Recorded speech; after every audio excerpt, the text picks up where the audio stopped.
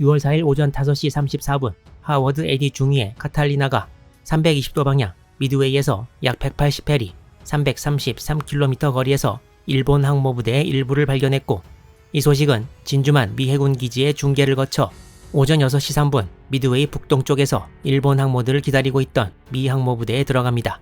당시 카탈리나의 보고로 알게 된 미 항모부대와 일본 항모부대와의 거리는 약 200해리 370km 정도였다고 합니다. 참고로 1해리 노티컬 마일은 1852m입니다. 오전 6시 현재 일본 항모부대는 적의 위치를 전혀 알지 못했지만 미 항모부대는 알고 있어서 미 항모부대가 먼저 기습을 할 수 있는 매우 유리한 상황이었지만, 일본 항모들을 공격하기 위한 미군 항공대의 출격은 바로 이루어지지 않았습니다. 그 이유는 첫째로 미 항모의 함재기였던 와일드캣 전투기와 데버스테이터 뇌격기의 컴뱃 레이디어스 전투행동 반경이 175마일 약 324km여서 일본 항모부대가 미 항모부대의 공격권에서 약간 벗어나 있었습니다. 또한 카탈리나 정찰기가 보고한 일본 항모의 대수는 2척이었는데 미군은 암호의 도구로 일본 항모가 4척 혹은 5척이라는 것을 이미 알고 있어서 나머지 2척의 행방이 아직 묘연했습니다.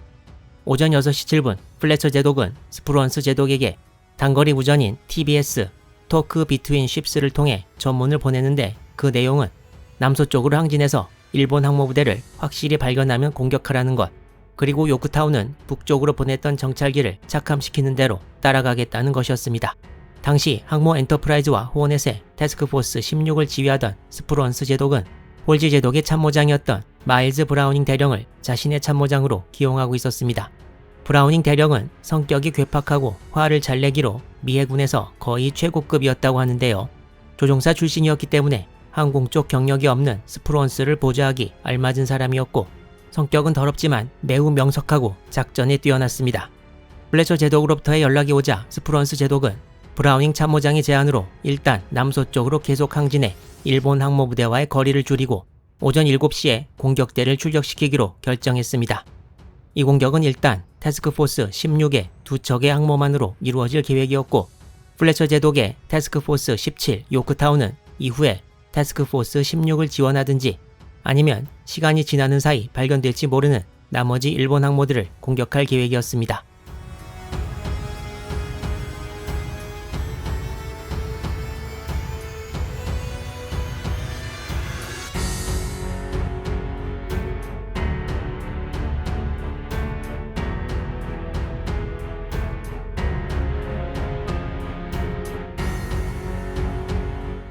미 항모부대는 이미 6월 4일에 전투가 벌어질 것이라는 것을 예상하고 당일 새벽부터 일어나서 미드웨이 섬에서 발진한 다수의 정찰기가 일본 항모 위치를 알려주길 기다리고 있었습니다. 그리고 연락을 받은 후 오전 7시경을 목표로 항공대 출격을 준비하게 된 것입니다. 일본 항모 2척을 발견했지만 분명히 따라온 다른 2척은 아직 행방을 모르는 상황입니다.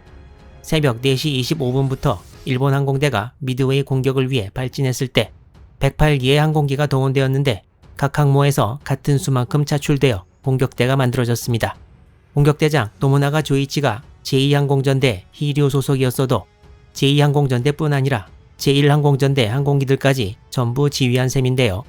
미국 항모전단은 일본과 작전 방식이 좀 달라서 각 항모의 항공대가 서로 협조하라는 요구사항은 있었지만 독립된 부대로서 따로 움직이는 것이 관례였고, 일본처럼 다른 항모 소속 항공기들이 모여 협동작전을 펼치는 개념은 아니었습니다.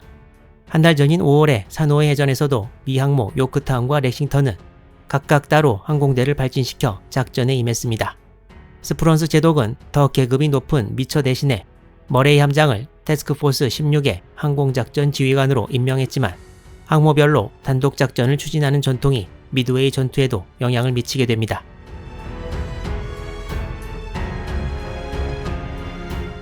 미 해군의 다른 항모 항공대는 마셜제도, 뉴기니 등 공습을 했고, 요크타운 같은 경우는 사노에 해전에서 항모 결전을 치르기도 했는데, 항모 호넷은 1941년 10월 취역 이후 둘리틀 공습에만 참가했고, 사노에 해전은 늦게 도착해서 호넷 항공대 승무원들 중 전투 경험이 있는 사람은 하나도 없었습니다.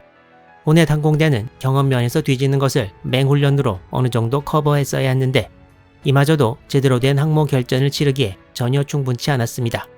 당시 미 해군 규정에 의하면 항공모함의 항공기 조종사들은 항모 이착함을 8번 성공적으로 수행해야 항모 항공대로서 자격을 얻을 수 있었다는데요. 1942년 4월 18일에 둘리틀 공습 이전까지 이걸 통과한 조종사는 소수에 불과했습니다. 둘리틀 공습 이후에 다시 훈련이 바로 진행되었지만 호넷 항공대 승무원들이 실제 훈련에 쓸 수 있었던 시간은 미드웨이 이전 6주가 채 안 되었고 많은 수가 아직 기초 비행 과정도 마치지 못한 상태였습니다. 당시 호넷의 비행대장이 스탠호프 링 중령이었는데 이 사람은 다른 사람들의 평을 들어볼 때 원칙주의자로서의 면모가 강했던 모양입니다. 그리고 링 중령의 상관들은 링을 좋아했지만 부하들은 그렇지 않았던 모양인데요. 하나의 예를 들면 장교 식당에 링이 들어섰을 때 몇몇 조종사들이 기립하지 않자 그 조종사들을 외출 금지시키기도 했고 호넷이 5월 26일 진주만에 들어오고 이틀 뒤 미드웨이로 출항했는데 진주만에서 잠시 시간을 보낸 엔터프라이즈와 요크타운의 조종사들은 외출 허가가 났으나 호넷 조종사들은 진주만의 활주로에서 계속 비상대기를 시켰다고 합니다. 호넷의 조종사들은 이 일로 큰 불만을 가져 분위기가 매우 안 좋았고 몇몇 조종사들이 징계받을 각오를 하고 직접 링에게 불만을 얘기하기도 했습니다. 링 중령은 또한 과시욕도 좀 있었던 것으로 보이는데요.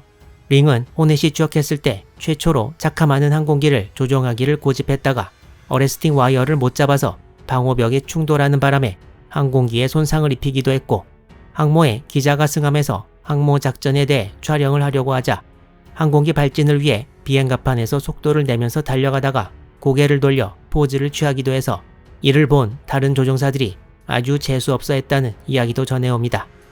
링 중령도 물론 실전 경험은 없었고 조종사로서의 역량도 그리 높지 않은 것으로 여겨졌습니다. 호넷 항공대는 지휘관과 조종사들 사이에 신뢰도 형성되지 않았고 훈련도 모자란 상태에서 1942년 6월 4일을 맞았고 몇 시간 안에 산전수전 다 겪은 일본 항모부대를 만나 역량을 시험받아야 하는 상황에 처했습니다.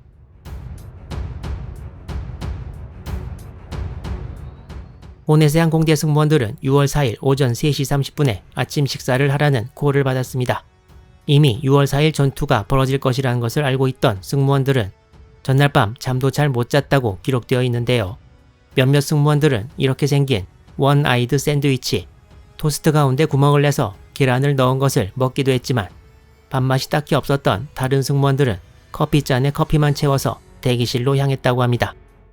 이미 새벽부터 곧 출격할 항공기들을 비행갑판에 준비시키는 작업이 진행되고 있었고 승무원들은 긴장 속에 곧 떨어질 탑승 명령을 기다리고 있었습니다. 당시 미군 각 항모의 항공대는 4개 편대로 구성되어 있었는데 첫 번째가 와일드캣 전투기 편대, 두 번째와 세 번째 편대가 돈틀리스 급강하 폭격기 편대였습니다. 돈틀리스는 긴 항속거리를 이용해 급강하 폭격뿐 아니라 정찰 임무도 맡았는데요.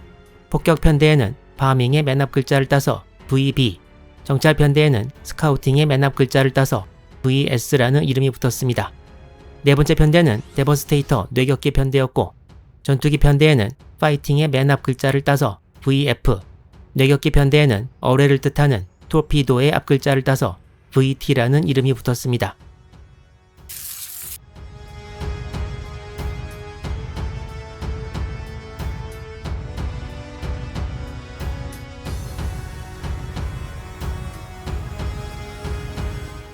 엔터프라이즈에서는 10기의 전투기, 33기의 폭격기, 14기의 뇌격기를 발진시켰고 호넷에서는 10기의 전투기, 35기의 폭격기, 15기의 뇌격기를 발진시켰습니다.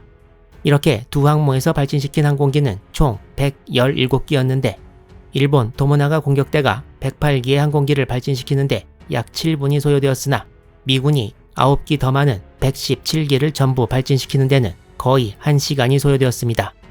이걸 놓고 볼 때 일본군이 미군보다 더 숙련되었다고 볼 수도 있지만 일본은 4척의 항모에서 전부 발진을 시켰다는 점도 고려해야 합니다.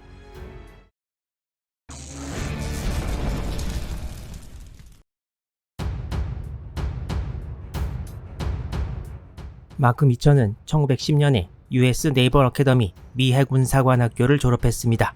마크 미처에 대한 영문 위키피디아 항목을 보면 미 해군 항공 분야의 선구자라고 나와 있습니다. 미처는 임관된 지 얼마 되지 않아서 본인이 계속 항공 쪽으로 전출을 요청해 성사되었고 1916년에 미 해군에서 거의 최초로 배출된 항공기 조종사들 중 하나가 됩니다. 마크 미처가 중위였고 항공기 조종사 자격을 딴 1916년에 커티스 비행정에 조종석에 앉은 모습을 찍은 것입니다. 마크 미처는 그 이후 얼마 되지 않아 네이비 크로스를 받았는데 1919년에 방금 나온 복엽기인 커티스 비행정을 타고 캐나다 뉴펀들랜드에서 대서양의 아조레스 제도까지 횡단 비행을 한 공로 때문이었습니다. 초창기 해군 조종사들은 미 해군의 첫 번째 항공모함인 랭리에서 항모에서의 함재기 운용에 관한 여러 기술들을 처음으로 개발해 전수했습니다. 그리고 마크 미처는 1927년에 취역한 항모 세로토가의 첫 항공대 지휘관을 맡아 자신이 세로토가 갑판에 항공기를 최초로 착함시키기도 했습니다. 이렇게 보면 마크 미처는 그야말로 미국 해군 항공대를 초창기부터 이끌어온 사람들 중 하나라고 할 수 있는데요. 1941년 10월에 항모 호넷이 취역하면서 대령으로서 초대 함장을 맡게 되었습니다. 호넷이 취역하고 시험 항해를 하고 있을 때 진주만 기습이 벌어졌고 미처 함장은 항모에서 폭격기를 발진시켜 일본 본토를 공격하는 계획을 듣게 되고 이것이 1942년 4월 둘리틀 공습으로 이어지게 됩니다.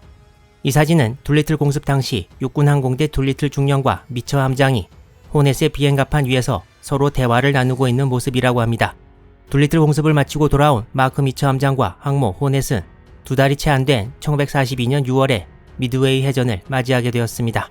마크 미처는 미드웨이 해전 5일 전인 1942년 5월 30일 준장으로 진급이 확정되어 미드웨이 해전 당시에는 호넷에서 이미 미처 제독으로 불려졌고 항공 출신이라는 점에서 다른 미군 지휘관과 달랐습니다.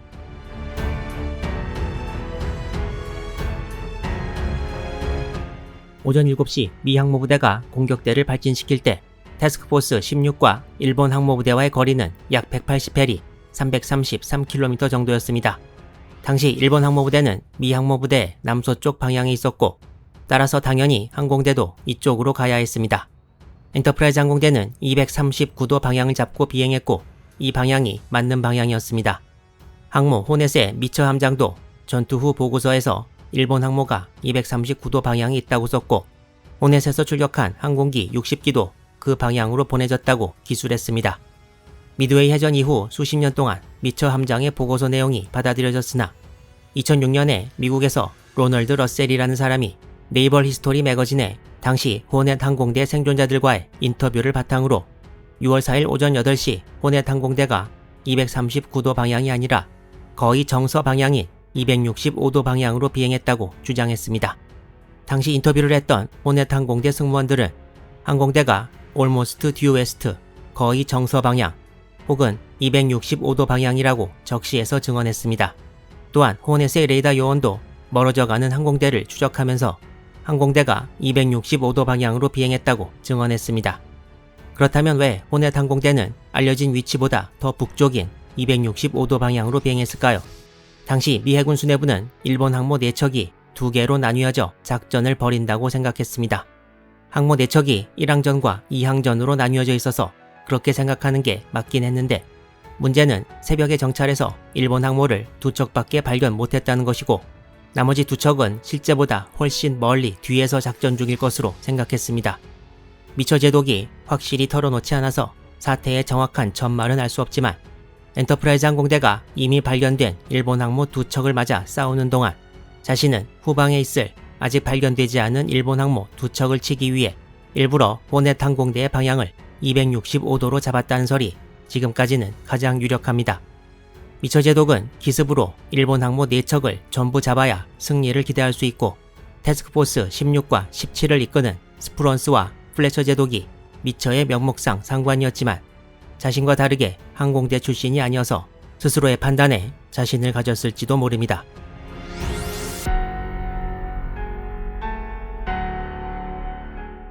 다른 항모와 마찬가지로 호넷에도 전투기, 정찰 폭격기, 급강하 폭격기, 뇌격기 이렇게 4개 편대가 있었고 각 편대에서 전투 후 보고서 제출이 필수였는데 그중 남아있는 것은 하나도 없고 실제로 보고서가 작성되었는지도 불확실합니다. 왜 각 편대장의 보고서가 제출되지 않았는지는 현재 알 수 없습니다. 이제 여러 자료들을 종합해서 호넷 항공대가 갔던 길을 다시 밟아볼 텐데요. 이후 호넷 항공대에 일어난 일 중에서 중요하게 등장하는 인물이 바로 뇌격기 편대장이었던 존 월드런 소령입니다. 이 사람은 사진에서도 알 수 있다시피 미국 원주민의 피가 섞인 사람으로 동료들 사이에서 별명이 인디언이었다고 합니다. 월드런은 1900년생으로 이미 15년 이상 항공기를 조종한 베테랑이었습니다. 기록에 의하면 월드런 편대장은 미처 함장과 전투 며칠 전 의견 대립이 있었다는데요. 급강한 폭격기가 고고도에서 적함을 공격하는 데 반해 뇌격기는 저고도에서 적함에 접근하게 됩니다. 더군다나 뇌격기는 속도가 느리고 어뢰 투하 위치까지 살아서 오는 것도 힘들어서 월드런은 전투기들이 급강한 폭격기보다 뇌격기를 호위해야 한다고 주장했습니다. 하지만 미처 함장은 생각이 달랐는데 미처 함장은 와일드캣이 제로기를 상대할 수 있는 유일한 방법이 제로기들이 저고도에서 미군 뇌격기들을 공격할 때 위에서 덮치는 것이라고 보았습니다. 따라서 와일드캣 전투기들은 고고도에서 돈틀리스와 함께 가야 했습니다. 더군다나 호넷에서는 와일드캣 전투기가 10기만 공격대에 포함될 예정이어서 뇌격기 편대와 급강한 폭격기 편대를 전부 호위할 수도 없었습니다. 6월 4일 출격 당일 편대장들이 함교에 모였을 때에도 월드런은 미처 함장에게 뇌격기 편대에 호위 전투기를 붙여줄 것을 요청했고 미처 함장은 계속 거절했습니다. 기록에 의하면 월드런은 감정적으로 전투기 한 기만이라도 붙여줄 것을 요구했고 와일드캣에 자기 편대 조종사를 태워서 갈 수도 있다는 말을 하기도 했습니다. 그렇지만 미처 함장은 자신의 의사를 꺾지 않았습니다. 또한 기록에 의하면 6월 4일 새벽 호넷 항공대 각 편대장들은 카탈리나 정찰기로부터 온 데이터를 가지고 일본 항모부대 위치를 파악하고 있었습니다. 그리고 여러 문헌을 종합해보면 출격 직전 미처 함장이 239도 방향이 아닌 265도 방향으로 비행할 것을 명령했고 월드런과 또 한 명의 편대장이 이에 대해 이견을 제시했다는 이야기도 있습니다. 또한 월드런은 함교에서의 최종 브리핑이 끝나고 난 후 자신의 편대의 내비게이터에 우리 편대는 다른 코스로 갈 수도 있다고 말하고 자신에게 무슨 일이 생기면 다른 편대원들을 호넷으로 다시 유도하라고 부탁했습니다. 이 사람이 바로 후에 등장하는 조지 게이 소유였습니다.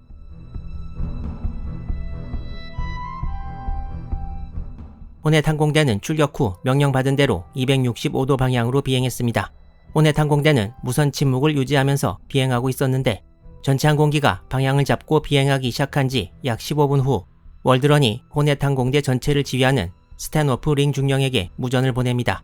이때 벌어진 링과 월드런과의 대화에 대해서는 여기 보이는 네이버 히스토리 앤 헤리티지 커맨드 사이트에 기록이 있습니다. 이 사이트는 미 해군이 공식으로 운영하는 것이라고 나와 있고요. 어느 미 해병대 소령이 1980년대 초반에 호넷 항공대 생존자들을 인터뷰한 목록이 나와 있습니다.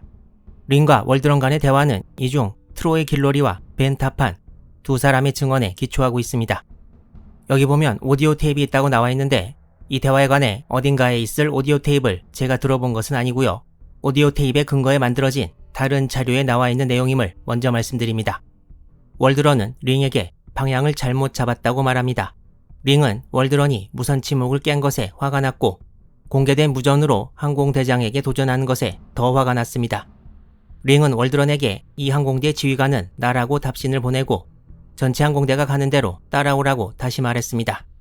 링이 월드런에게 무슨 말이냐고 묻지 않고 잠자코 따라오라고 한 것을 보면 미처 함장이 일본 항모 위치 239도 방향을 알고도 다른 일본 항모 두 척을 찾기 위해 일부러 265도 방향으로 보냈다는 설에 좀 더 무게를 실어준다고 봐야 할 것입니다.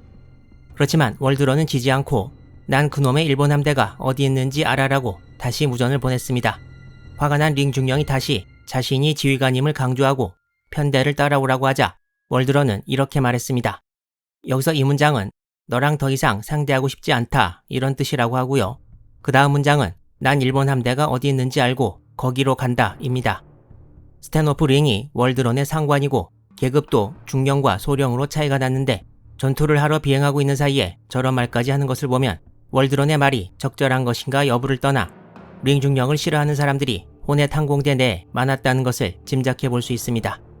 이 말을 남기고 월드런 소령은 방향을 남서쪽으로 바꿔 비행하기 시작했고 이 대화를 전부 듣고 있었을 호넷 뇌격기 편대 15기도 전부 월드런을 따라갔습니다. 이때 시간은 오전 8시 30분이 조금 지난 시점이었다고 합니다.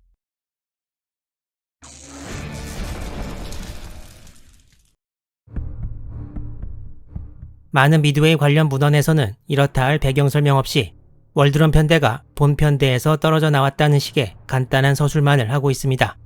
이것만 보면 명령을 받고 떨어져 나온 것인지 다른 사정이 있는지 전혀 알 수 없는데요. 어느 자료에는 월드런이 비행 중에 전체 호넷 항공대에게 무전으로 239도 방향으로 가자고 했다가 실패하자 뇌격대만을 이끌고 이탈했다는 언급도 있습니다.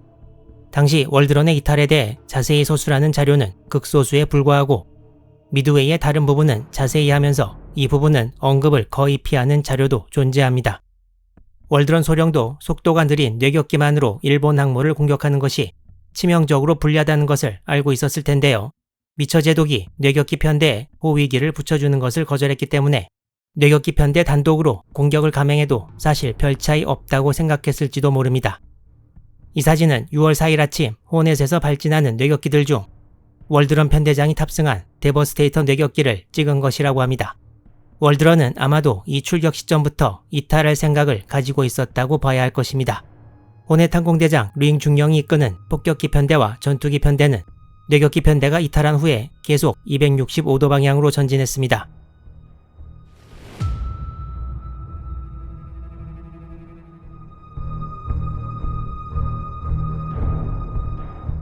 이 사진은 항모 요크타운을 찍은 것인데 미드웨이 해전에 참가했던 미 항모 3척 모두 요크타운급입니다.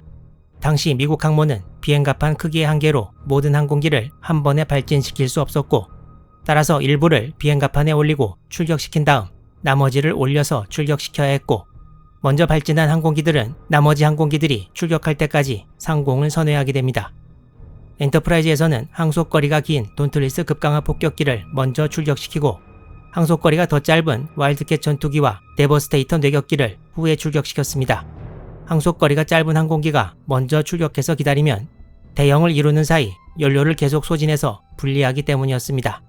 데버스테이터 뇌격기는 1톤짜리 어뢰를 장착하면 항속거리가 700km이고 1000파운드 약 453kg짜리 폭탄을 장착하면 1152km라고 합니다. 하지만 호넷에서는 순서가 조금 바뀌어서 먼저 와일드캣 전투기가 발진한 다음에 돈틀리스와 데버스테이터가 뒤를 이었는데 아마도 와일드캣 전투기가 갑판에서 발진에 필요한 거리가 가장 짧아서 최대한 많은 항공기를 비행갑판에 모아놓고 발진시키기 위함이라는 설명이 있습니다. 그리고 2200파운드 약 1톤으로 가장 무거운 마크 13 어뢰를 장착한 데버스테이터가 발진을 위해 가장 긴 비행갑판 거리가 요구되었고 맨 나중에 출격하게 됩니다.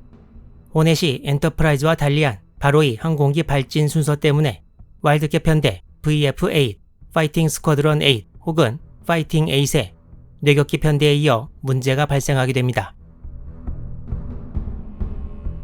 이 사진은 항모 호넷의 비행갑판에 전투기 편대가 도열한 모습을 찍은 것인데요. 사진 설명에는 1942년 5월 혹은 6월에 찍은 것이라고 되어 있습니다.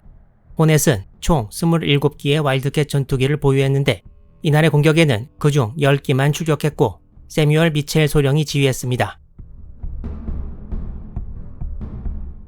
와일드캣 전투기는 144갤런, 약 545리터의 연료를 탑재할 수 있었는데 수평 비행을 할 경우 1시간에 약 42갤런, 159리터의 연료가 소모된다고 합니다. 하지만 고도를 높여 상승하는 비행을 하면 훨씬 더 많은 연료가 소모됩니다. 이날 호넷 전투기 편대는 미처 함장의 지시로 급강하 폭격기 호위 임무를 맡았고 호넷 갑판에서 발진하자마자 미리 정해진 2만 피트, 약 6096m 고도로 상승해야 했습니다. 와일드캣 전투기는 상황에 따라 다르지만 고도를 높이는 비행을 할 경우 연료 소비량이 급격히 늘어나 1분에 5갤런, 약 19리터를 소모할 수도 있다고 합니다. 6월 4일 아침 호넷에서 출격한 와일드캣 편대는 일단 맨 먼저 출격했고 이후 2만 피트 상공까지 올라가야 해서 초반부터 연료 소모가 만만치 않았습니다. 그리고 와일드캣 편대 아래쪽에 돈틀리스 폭격대, 그 아래에 뇌격기 편대가 위치했는데 와일드캣의 순항 속도는 150노트, 약 시속 278km였고 와일드캣이 호위하는 돈틀리스 폭격기의 순항 속도는 130노트, 약 241km여서 그대로 비행하면 전투기 편대가 폭격기 편대를 계속 앞서 나가게 되므로 중간중간에 위치를 맞추기 위한 기동도 해야 해서 그것도 연료 소모의 원인이 되었습니다.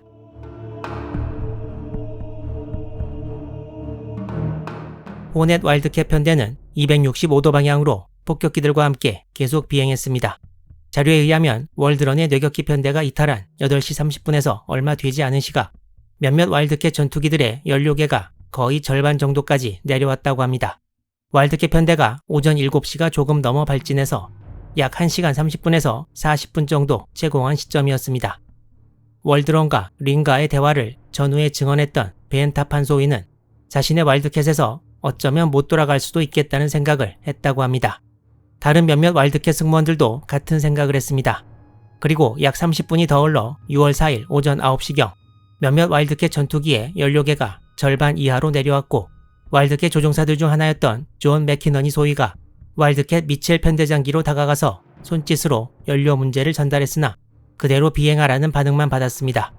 현재 일본 함대를 전혀 발견하지 못한 상황에서 얼마나 더 가야 할지도 몰랐고 연료는 절반 한참 이하로 떨어져 일본 전투기와 전투가 벌어진 이후에 연료가 떨어지기 전에 호넷으로 돌아가 착함하기 매우 어렵다는 것이 명백했습니다. 맥키너니는 결국 고심 끝에 편대장의 허락 없이 기술을 돌려 호넷으로 향했습니다. 높은 수위의 징계를 받을 가능성이 매우 높음에도 불구하고 전장을 이탈한 것입니다. 곧 호넷 와일드캣 전투기 편대의 다른 전투기들도 이 뒤를 따랐습니다. 연료가 떨어져가는 사정은 전부 마찬가지였고 계속 이탈자가 생겨났습니다. 결국 편대원들이 전부 떠나고 혼자 남게 된 미첼 편대장도 돌아갈 수밖에 없었습니다. 미첼 편대장은 1981년 인터뷰에서 더 이상 비행하는 것이 무의미하다는 것을 알고 기술을 돌렸다고 말했으나 사실은 편대원들이 먼저 편대장의 허락 없이 귀환을 시작한 것이었습니다. 결국 호넷 항공대는 일본 항모 쪽으로 비행을 시작한 지 1시간 만에 전투기 편대와 뇌격기 편대가 본대에서 이탈해버리고 폭격기 편대만 남고 말았습니다. 호넷 항공대는 8시 30분에 뇌격기 편대가 이탈했고 9시에 전투기 편대가 또 이탈했습니다. 이제 문제의 265도 방향으로 계속 비행하는 것은 링 항공대장이 이끄는 돈트리스 폭격기 35기밖에 없었습니다. 뇌격기 편대 때와 다르게 전투기 편대는 무선 침묵을 깨지 않았기 때문에 전투기 편대가 이탈하면서 호넷 항공대장 링 중령에게 허락을 얻거나 통보를 하는 등의 일은 일어나지 않았습니다. 와일드캣 전투기 편대가 폭격기 편대 상공에서 비행하고 있었기 때문에 링 중령이 뇌격기에 이어 전투기들도 돌아간다는 것을 알고 있었는지는 불명확합니다. 호넷 항공대는 이렇게 1시간 만에 뿔뿔이 흩어져 버려 전투기, 폭격기, 뇌격기가 합동 공격을 가한다는 기존의 계획이 물거품이 되고 말았습니다. 그렇다면 폭격기 편대는 어떻게 되었을까요?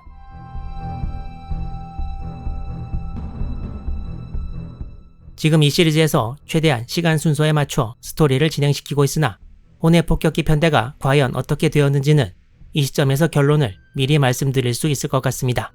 결론적으로 호넷 폭격기 편대는 일본 항모부대를 발견하지 못했습니다. 당연한 말이겠지만 265도 방향으로 가면 아무것도 없기 때문입니다. 미군이 새벽 정찰에서 일본 항모를 2척밖에 발견 못해서 호넷의 미처 함장이 나머지 일본 항모 2척이 훨씬 뒤에 있을 것이라고 예상해서 호넷 항공대 전체를 265도 방향으로 보낸 것인데 일본 항모 4척은 사실 239도 방향에 전부 모여 있었습니다. 일본 항모 2척이 따로 움직일 것이라고 생각한 것은 다른 미 함대 순회들도 똑같았지만 마크 미처는 독단적으로 호넷 항공대를 자신이 짐작한 방향으로 보냈고 그 짐작이 틀리자 결국 일본 항모부대 공격에 실패하고 만 것입니다.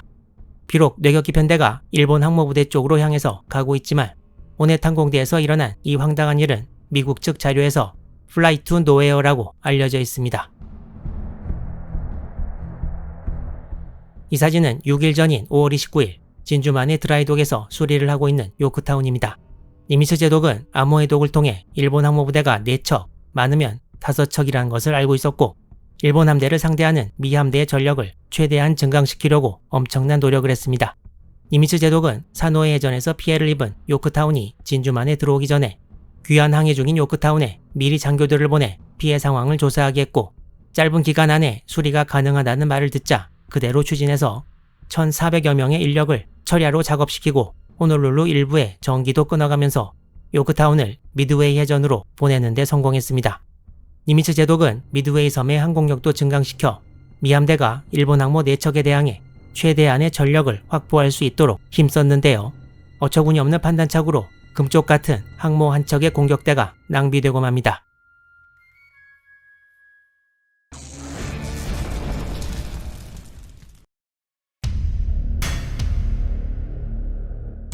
월드런 편대의 일원이었던 조지 게이 소위에 의하면 월드런 편대장은 휘하 편대원들을 철저히 교육시켜 어떤 상황에서 어떻게 해야 하는지 수도 없이 반복해서 알려줬다고 하고 본인 포함 다른 편대원들도 월드론 편대장을 철저히 신뢰했다고 말하고 있습니다.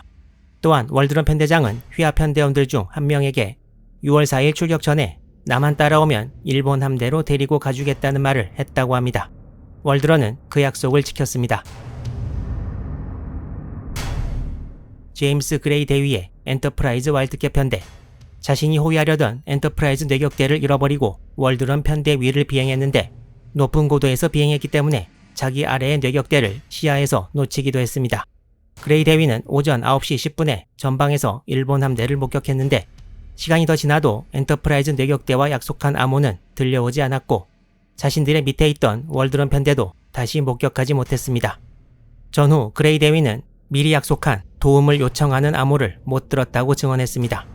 월드런 편대는 자기가 알지 못한 채 몇천 미터 상공에서 전투기 호위를 받았으나 시계가 아주 좋아 그레이가 월드런 편대를 눈으로 볼 수 있는 상황이 아니었다면 호넷과 엔터프라이즈 항공대는 무전 주파수도 서로 달랐기 때문에 그레이가 기다리던 도움 요청을 해서 호위를 받을 가능성은 사실 없었다고 보여집니다.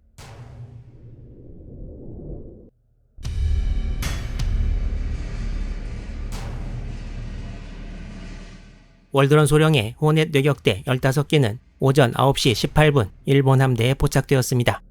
나구모 제독은 월드런 편대가 오는 고도, 방향을 고려한 결과 미 항공모함에서의 뇌격대 공격이라고 정확하게 결론을 내렸고 아카기에 탑승했던 후치다 중좌의 전후 증언에 의하면 아카기 함교에서 이 시점에 긍정적 분위기가 사그러지기 시작했다고 전하고 있습니다. 일본 항모부대와 월드런 편대와의 거리는 약 35km였고 당시 일본 항모부대 상공에는 상공 호위 제로기가 18기 있었습니다. 각 함에서 계속 제로기가 출격해 9시 37분까지 상공 호위기는 15기 더 늘어나게 됩니다. 일본 함대는 충분한 시간을 두고 월드런 편대를 포착했고 상공을 호위하는 제로기도 충분한 전력이어서 월드런 편대는 큰 위기를 맞게 됐습니다. 원거리에서 미군 편대를 포착한 제로기 21기가 바로 달려나와 공격을 시작했고 어뢰를 달고 100노트, 시속 약 185km 밖에 속도를 못 내는 데버스테이터 뇌격기들은 제로기의 상대가 되지 않았습니다. 호넷 뇌격대는 월드런 편대장을 중심으로 역 V자 모양 대형을 만들어 왔다고 합니다. 미군 항공대를 본 일본 항모들은 전부 좌연으로 선회해 서쪽으로 진행하면서 미군 뇌격기들과의 거리를 벌리기 시작했습니다. 호넷 뇌격대는 항모 소류 방향으로 다가갔는데 순식간에 제로기들에 둘러싸여 일방적으로 공격당하기 시작했습니다. 호넷 뇌격대는 15기 중 12기가 초반 전투에서 격추되었으나 3기가 살아남아 소류 쪽으로 와서 그중 1기가 어뢰를 투하했으나 빗나가고 말았습니다. 이 3기도 이후 전부 제로기에 격추되었으나 그중 1기에서 살아남은 승무원 1명이 바로 조지 게이소이였습니다. 게이소이는 전후 해상에서 소류의 함교 근처로 비행하면서 함교에서 흥분해서 명령을 내리는 일본군 장교들의 모습을 보았다고 했습니다.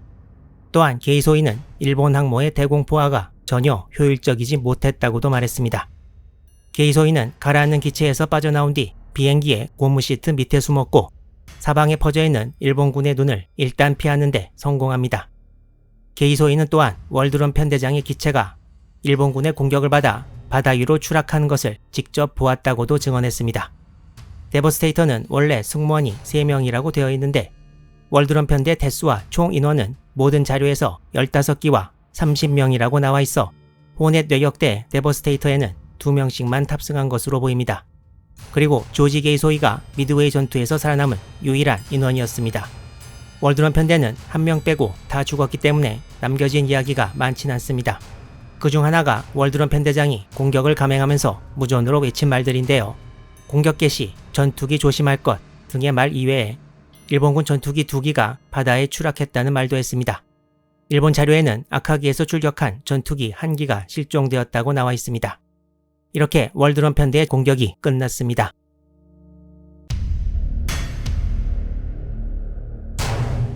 전투기와 뇌격기 편대가 빠져나가고 265도 방향으로 계속 전진하던 호넷 폭격대.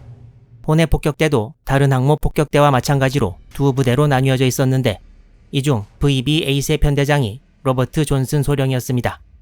이 사람은 호넷 항공대장 링 중령과 달리 편대원들에게 인기가 많았습니다. 계속 비행하던 혼의 폭격대도 당연히 연료 문제에 봉착했는데 존슨 편대장은 265도 방향에 나머지 일본 항모 두 척이 없음을 깨닫고 왼쪽으로 자기 편대의 방향을 돌려 미드웨이 섬 쪽으로 향했습니다. 남쪽으로 가다가 일본 함대를 보면 공격하고 아니면 미드웨이에 착륙하기 위함이었습니다. VB-8 편대가 곧 존슨 편대장을 따라 방향을 바꾸어 비행하기 시작했습니다. 기록에 의하면 링 중령이 이탈하지 말 것을 명령했으나 무시당했고 링 중령의 윙맨이었던 한 기만 남고 VB-8의 나머지 16기가 이탈했습니다. 이때 시간은 오전 9시 20분이었습니다. 그리고 곧 폭격대 두 번째 편대인 VS-8도 연료 문제에 봉착했습니다.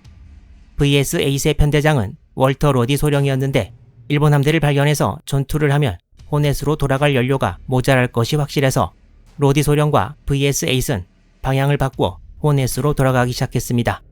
호넷 폭격대 두 개 편대가 전부 이탈해버린 것입니다. 그 전에 링 중령은 로디 소령에게 자신의 윙맨을 보내 이탈하지 말고 따라오라고 전달했으나 윙맨도 VS-8을 따라가 버렸습니다. 이때 시각은 오전 9시 40분이었습니다. 자신이 지휘한 모든 항공기로부터 버림받은 링 중령은 쓸쓸히 자신의 기체 단 한 기와 승무원들만 데리고 호넷으로 돌아가기 시작했습니다. 이 시각은 월드런 편대의 전투가 끝나갈 시점이었습니다. 부하들이 전부 이탈하고 혼자서 모함으로 귀환하는 링 호넷 항공대장의 마음이 어떠했을지는 상상하기도 어렵습니다. 월드런 호넷 뇌격대장은 이탈하면서 링에게 한마디 쏘아붙였는데 나머지 편대장들은 무선 침묵 때문인지는 모르겠지만 링에게 심한 말을 하고 이탈했다는 기록은 없습니다. 그렇다면 월드론에 이어 잠시 후 이탈한 세뮤얼 미첼 소령의 호넷 전투기 편대는 어떤 상황이었을까요? 여기도 순탄치는 않았는데요. 당시 미군 항공모함에는 YE-ZB 호밍 시스템이라는 것이 있는데 항공기를 유도할 때 쓰이는 것입니다. 호넷 전투기 편대는 여기서 신호를 받아가면서 귀환하고 있었는데 조종사들은 높은 고도에서 산소통을 이용했고 귀환하면서 연료뿐 아니라 산소도 바닥나기 시작했습니다.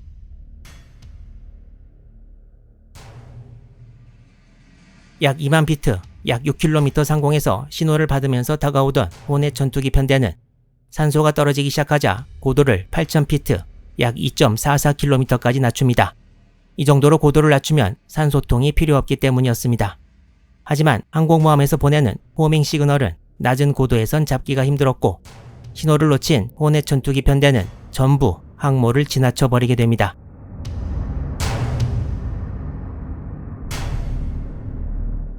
링 중령은 돌아오면서 YE 호밍 비컨에서 보내는 신호를 잡긴 했는데 그 신호는 호넷에서 보낸 것이 아니라 엔터프라이즈의 신호였습니다. 따라서 링 중령은 항모에서 보내는 신호가 아니라 지금까지 날아온 속도와 거리 등을 계산해서 호넷을 찾을 수밖에 없었고 결국 자기 항공모함을 찾는데 성공했습니다. 링 중령은 수병들의 환호성 속에 호넷에 무사히 착함했습니다. 링 중령의 돈틀리스는 호넷에서 발진해서 처음 귀환한 항공기였는데 중간에서 돌아오던 다른 돈틀리스들을 앞질러 호넷에 먼저 도착한 것이었습니다. 호넷 수병들은 링 중령이 일본 항모를 성공적으로 공격하고 돌아온 줄 알았지만 링 중령의 돈틀리스에 폭탄이 그대로 달려있다는 것을 눈치챈 사람은 많지 않았습니다. 링 중령이 호넷에 착함한 것은 오전 11시 18분이었습니다. 링 중령은 함교의 미처 제독에게 보고도 하지 않고 자기 방으로 가버렸습니다.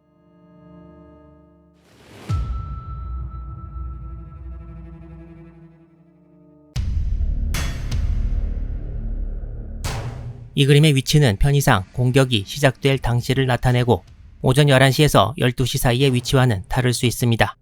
아침에 발진할 때부터 일본 항모부대 북쪽으로 잘못 방향을 잡은 호넷 항공대는 편대장 월드런 소령의 뇌격기 편대 VT-8이 이탈해서 15기가 전투 끝에 전멸했고 세뮤얼 미첼 소령의 전투기 편대도 연료 문제로 중도 이탈의 귀환길에 오릅니다.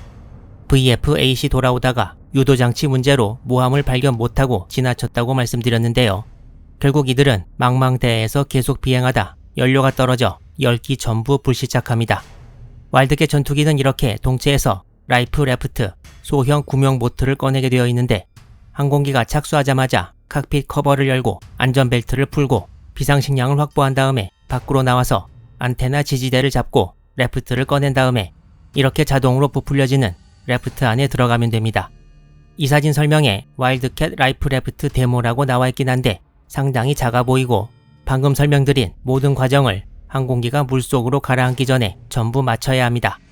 호넷 전투기 편대 10기가 전부 불시착한 시점은 오전 10시 50분경이라고 하고 조종사 한 명이 불시착 중 사고로 사망하고 다른 한 명은 바다에서 실종되었다고 합니다. 이 조종사들은 이후 며칠 동안 바다에서 표류하며 온갖 고난을 치르다 구조됩니다.